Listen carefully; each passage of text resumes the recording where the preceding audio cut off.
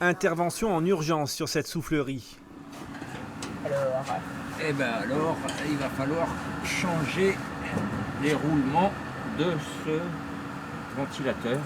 La journée avec le soleil, la température augmente naturellement dans ces serres, mais la nuit, le chauffage est indispensable. Il faut que ça tourne pratiquement toute la nuit. Et donc sans chauffage, ce sont les plantes qui risquent de souffrir, voire de mourir. Donc il faut impérativement qu'aujourd'hui ce soit réparé. Cette horticultrice fait pousser des orchidées. Elle devrait normalement chauffer sa serre à 20 degrés, mais avec la hausse du coût de l'énergie, elle a dû régler le thermostat à seulement 17 degrés. Résultat, Dans cette partie de la serre, normalement, à cette saison, elle devrait être en fleurs pour Noël.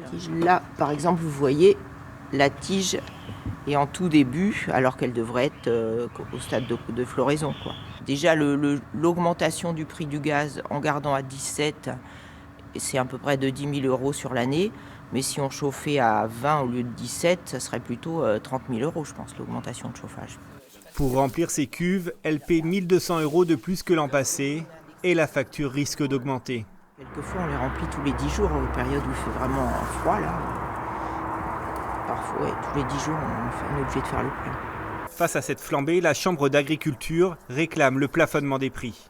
Aujourd'hui, il faut savoir que, pour par exemple le gaz, comme on le voit aujourd'hui, en fonction des contrats et des exploitations, il y a une augmentation de 40 à 300% en fonction de vos contrats. Sur le département du Var, en fonction de votre entité et la taille de votre exploitation.